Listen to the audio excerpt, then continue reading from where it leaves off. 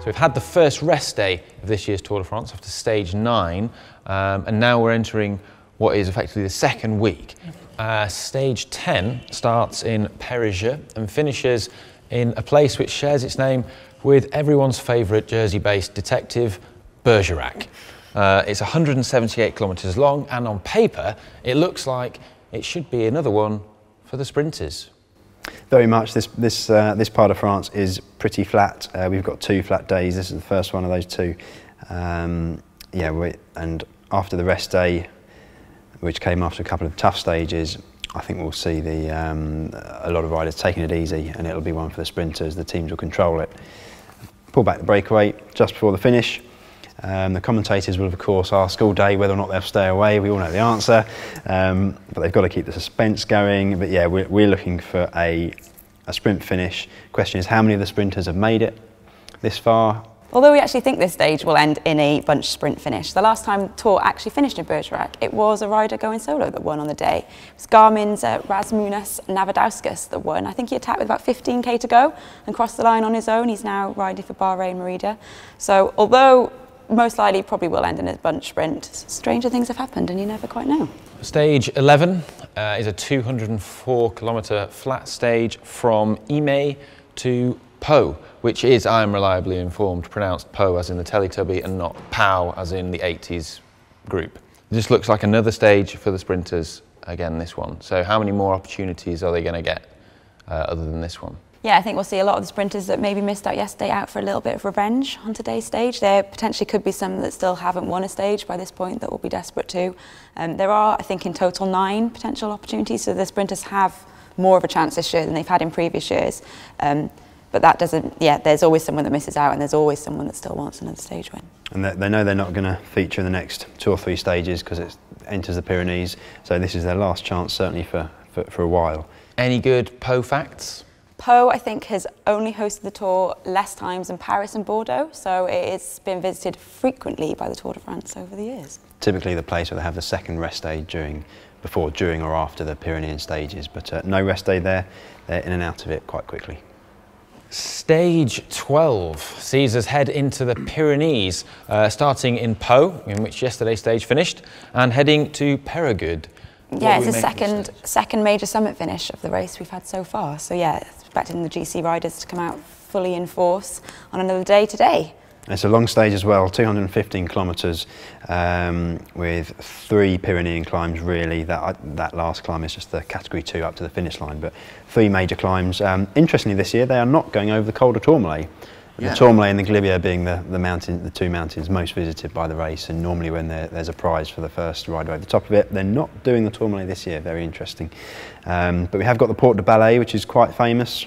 Constant Schleck, kind of showdown in 2010, Chain Gate. So it's tough enough, especially with that length, but nothing majorly high. Stage 13 is quite a special looking stage, a very interesting stage. It's taking place on Bastille Day in France, and to celebrate it they've done a short 101 kilometre stage from Saint-Giron to Foix, and it also contains 3 category 1 climbs that look pretty testing, but this is a short stage, unusually short. I mean, what do you guys make of it? I think it's almost impossible to tell what's going to happen today, because normally a short mountain stage, it goes from the gun. But interestingly, that final summit, it's still 25 kilometres to the finish. So will they take it on, will they not? It's got ambush written all over it, but without a summit finish, will anyone try it? It's really interesting. I think the interesting thing is there's not actually much, that as soon as the riders go up the climb, they come back down and they're straight back up the next one. There's no real valley road in between any of those 3 climbs. There's no chance really. If riders get away, they can probably go and stay away. There's not a huge amount of time for other GC teams to catch them. So yeah, I think we're likely to see someone try to do something a little bit sneaky and catch someone off guard on a day like today. I think one thing we can definitely expect though, if it is Bastille Day, guaranteed to have a Frenchman in the breakaway. As always, there will always be a Frenchman that will want to do something on a day like today. Whether that might be Thomas Voeckler on his final Tour de France. In his final Tour de France, it could be, yeah. They dream of a French win on Bastille Day, and I think that's a possibility today, rather than a GC rider. They'll all be gunning for it, and then we'll be gunning for the Castellet at the end, because Foix is the home of Castellet. And I think also we saw at the Criterium Dauphiné just a few weeks ago, we had a very short stage to end the race, and it was one of the most aggressive attacking stages. Whether that will happen with the GC riders today, but we're definitely guaranteed to see fireworks as expected on Bastille Day. The key thing is it takes away the fear. 62, 63 miles is absolutely nothing for these guys. There's no fear of cracking at the end, so they can just go for it. They know they'll recover quite quickly from that sort of distance. If they see any weakness in any of their rivals, they're more willing to give it a go, because there's not the fear of those another 100 kilometres. And potentially we could see a rider who's been in the yellow jersey since stage 5's finish up La Planche de Belleville.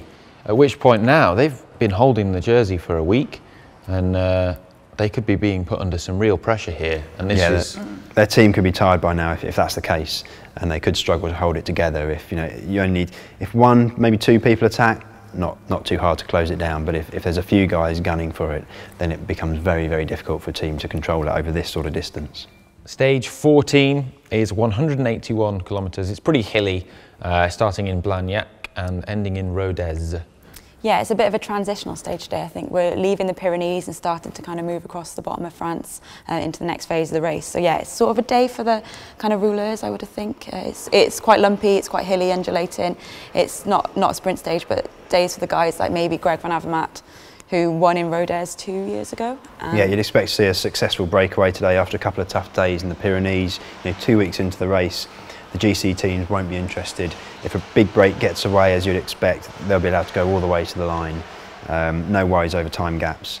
Yeah, you'd expect to see a breakaway finish on today, and probably that man, Peter Sagan, will be in it. So we could see a big classic Sagan-Van Avermaet showdown today. Potentially, I would put my money on that, yeah. Get that rivalry back up and running.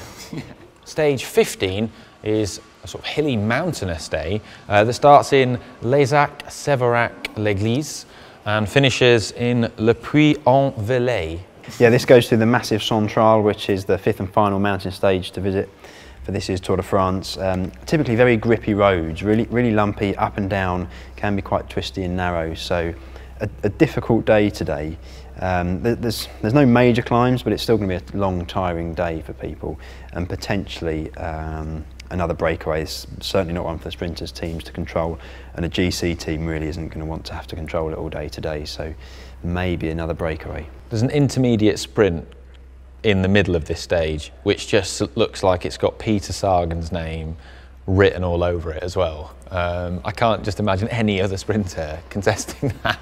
Probably no, not. They won't be there. And that stage one, what you'd imagine to happen is a big break to get away, and then someone to launch their attack on that that stage of category 1 climb at 158 kilometres, because it's almost downhill all the way from there. So you'd think a group might split up, and then it's one or two riders contesting the finish.